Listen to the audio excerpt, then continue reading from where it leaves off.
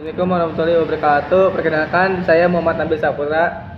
Saya Ray Septiano. Saya akan menjelaskan ketimpangan sosial yang berjudul antara si kaya dan si miskin.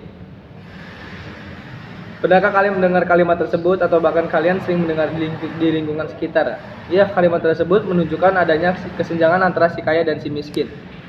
Dunia sekarang ini sedang marak adanya kesenjangan sosial dari segi kehidupan apapun. Kesenjangan sosial atau stratifikasi sosial sendiri memiliki makna perbedaan atau pengelompokan para anggota masyarakat secara vertikal dan bertingkat.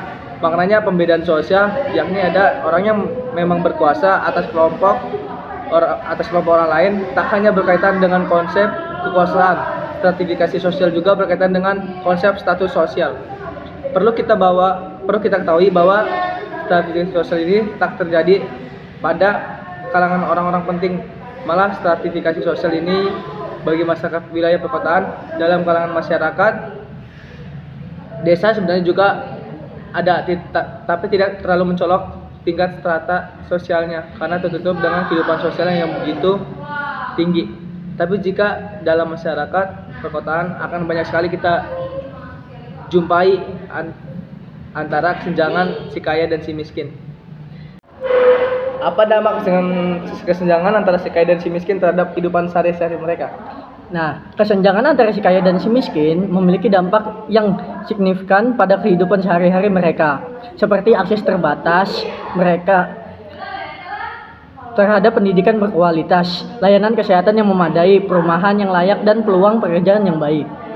Apa yang dapat dilakukan untuk mengurangi kesenjangan antara si kaya dan si miskin? Untuk mengurangi kesenjangan antara si kaya dan si miskin, diperlukan kebijakan yang inklusif dan program-program sosial yang adil. Hal ini meliputi peningkatan akses terhadap pendidikan, layanan kesehatan, pelatihan kerja, serta pemberdayaan ekonomi bagi kelompok masyarakat yang miskin. Bagi si kaya adalah yang pertama, akses sumber daya dan kesempatan yang lebih besar. Si kaya memiliki akses yang lebih mudah terhadap pendidikan berkualitas, layanan kesehatan yang baik, dan peluang bisnis yang besar. Dampak negatif bagi si kaya yang pertama, ketidakpuasan dan kecemasan. Si kaya mungkin mengalami tekanan sosial dan emosional untuk mempertahankan kekayaan mereka serta kekhawatiran tentang keamanan dan privasi mereka. Yang lebih lanjut, dampak positif negatif miskin dijelaskan oleh Roy. Dampak positif bagi si miskin: 1. Bantuan sosial dan dukungan. Si miskin dapat menerima bantuan sosial seperti program pemerintah, bantuan sosial seperti program permintaan atau bantuan dari organisasi amal yang dapat membantu memenuhi kebutuhan dasar mereka. Dampak negatif bagi si miskin: 1. Keterbatasan akses terhadap pendidikan dan layanan kesehatan. Si miskin mungkin menghadapi kesulitan dalam mengakses pendidikan berkualitas dan layanan kesehatan yang memadai.